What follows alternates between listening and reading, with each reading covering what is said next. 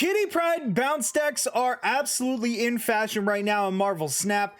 Everybody got Kitty Pryde the other day when the patch dropped for free. So we're seeing them a ton in the meta, and honestly, bounce is kind of on top right now. My buddy Reza introduced us to this particular deck, and it is absolutely incredible. We're taking Bast on turn 1 and turning the Hood, Kitty Pryde, Bishop, Angela, Mysterio all into 3 power cards. Mysterio is, of course, becomes like a mini Doom in that situation where he's going to drop his illusions with the 3 power as well. The illusions don't come out as zeros, in case you didn't know that. We got Beast and Falcon to bounce back all these cards to kind of boost up the collector and to be able to use cards over and over again on top of Angela and beef her up to a huge card, and to continuously play cards into Bishop.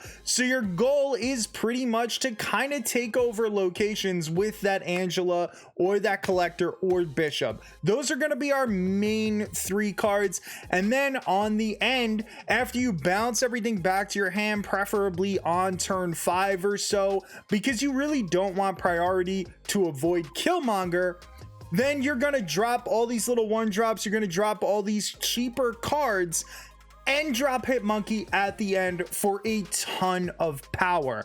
I'm gonna take you into a bunch of gameplay and go over exactly what I do in order to make this happen. If you enjoy this kind of content, please give the video a thumbs up, subscribe to the channel because we got videos coming out all the time, and let me know in the comment section below how you feel about Kitty Pryde. Are you excited for her?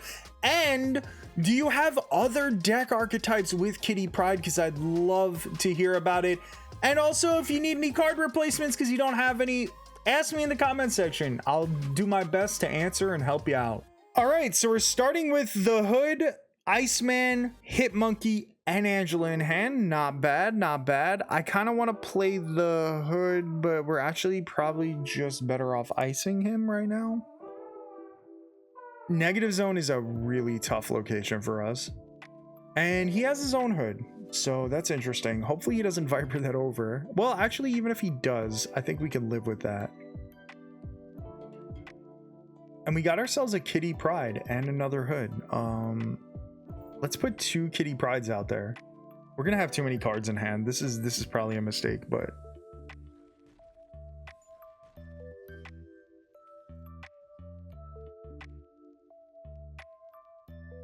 we got New York, Negative Zone, and Sinister London, and a Rock now. Wow. W. I don't want to go too crazy here. I don't want to make really too many mistakes because we are going to run out of board space very shortly. And he's got Bishop, and we got Angela and Kitty out there. So Kitty's gonna come back. She's gonna be 4 power, and we got Bast in hand. Bast is an interesting one. We have way too many 1-drops that are on the board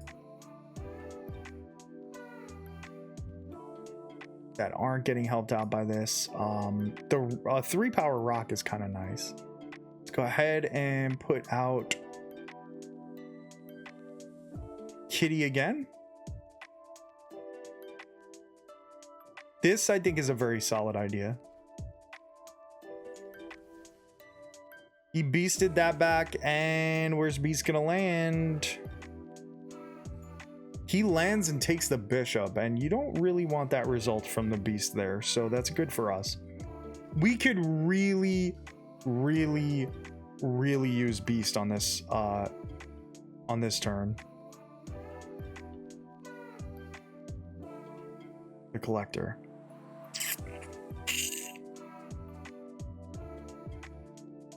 Collector is probably fine.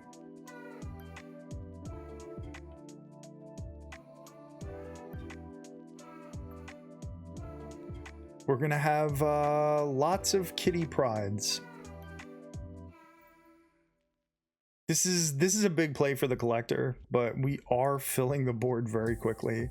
And this is the only issue, is that you kind of need board space. You kind of can't play the Hood into Sinister London. That was my big mistake there. That one's gonna definitely toss me. Falcon, Korg. Interesting. So he left himself with one spot. Oh, he did get Falcon out there. Okay.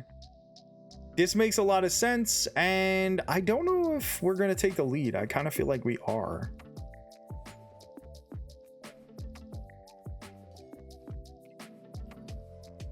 Yep.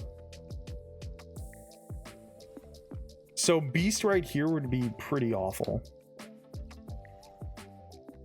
A rock? Probably live with that.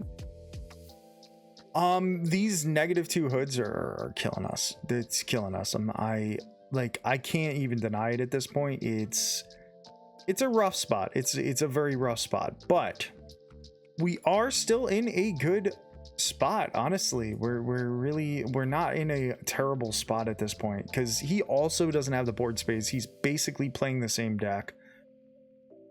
Kitty over here into Angela. We're pretty much a lock to win this. And then we can go ahead and put the same Kitty here, the 8-power Kitty here, and then the Hit Monkey that is going to be a solid 7-power Hit Monkey. It's gonna be pretty close. It's gonna be very interesting to see what happens here, but I'm going for it.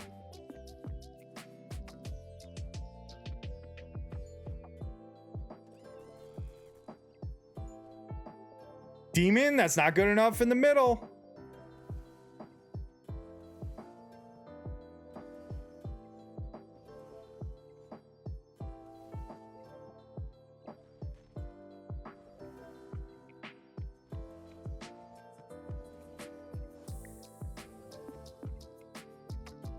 And we got him! Even with the mistake of having double Hood out there with the -2 power, we were able to adjust and just throw him over to New York and just kind of give up on that.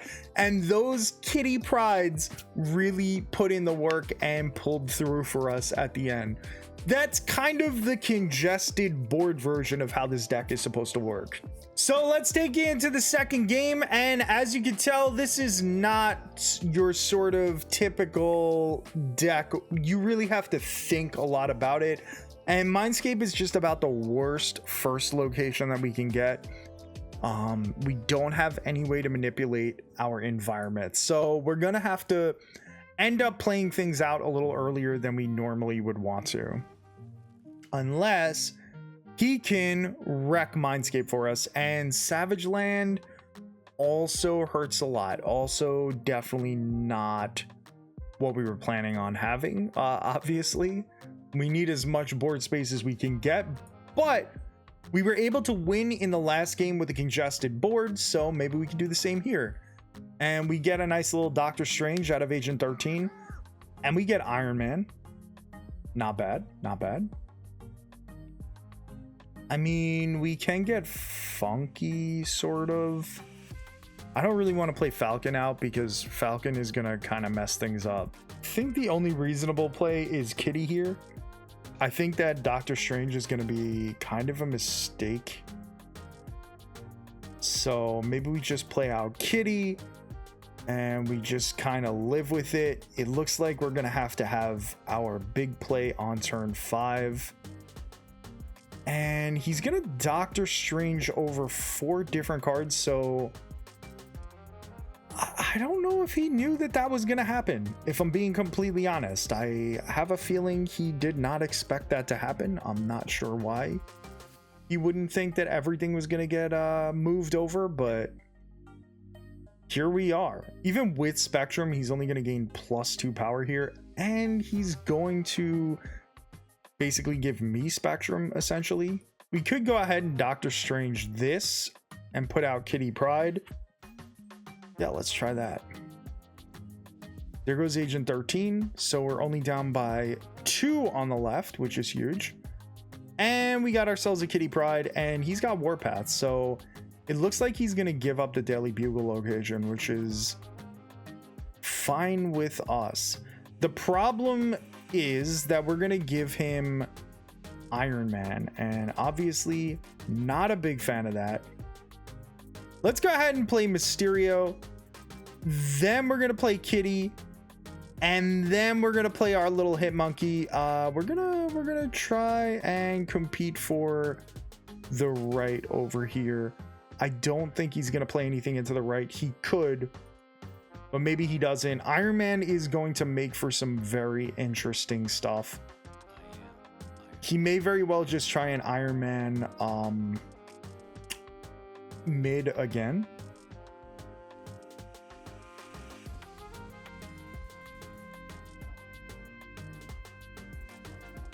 We're gonna see what he leaves us. Probably not much. We drew Bishop just in time for us to just, you know, sort of lose this game. We don't have Prio, so Cosmo won't really do anything. We do want to play out Kitty. With Mr. Fantastic and Kitty Pryde, I think we could pull out the win here. I feel pretty confident in this, and there he goes. Yeah. All right, so we're on to game 3, and let's see how this works out for us. Bar with no name. Very interesting. So we do have the hood, and we're actually gonna go ahead and straight up put the hood into Bar with no name now, because there's a very good chance that he destroys that location.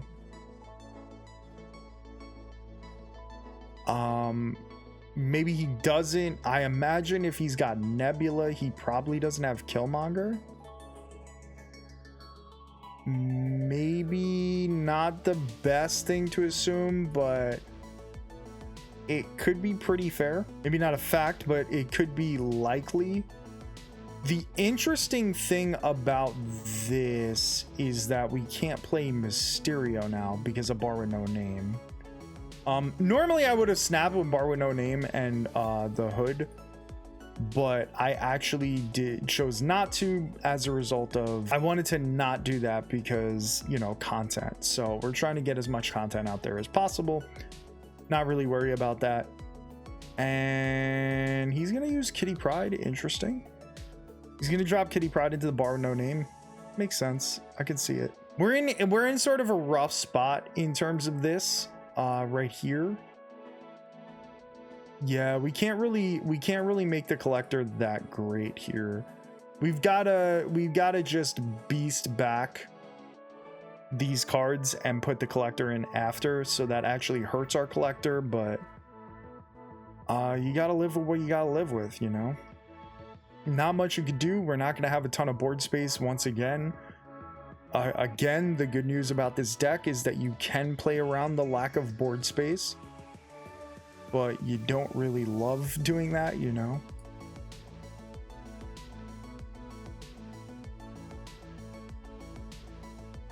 So I'm actually going to go ahead and do this, because this is going to make Kitty Pryde 3 power right off the bat. And we're gonna Falcon back the demon, which I think is fine.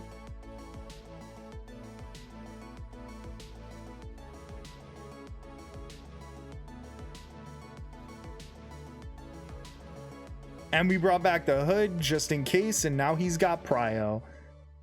Beautiful, beautiful, beautiful. And I think that it's safe to say we probably won this game. I, of course, could be wrong very easily, but it feels pretty solid. We're not going to play out Mysterio. Like I said, that will cause us to lose Bar with no name. So we're going to go ahead and just, like, you know, take over the middle location and pack as much power into Titan as we can and see what happens. He could storm or do something with Bar with no name and just kind of ruin us, but I'm not particularly worried about it. Agent 13, this is gonna be a big card. Yeah, that's a meaty devil dino. Now let's see. The collector's gonna do his work. The collector's just gonna do his thing. Kitty Pryde, let's go. Not a big Kitty Pryde, but still contributing to the win. It was really the collector that kind of held his ground there in Morag. The collector and demon, we had to put as much power into that middle location. Let's go.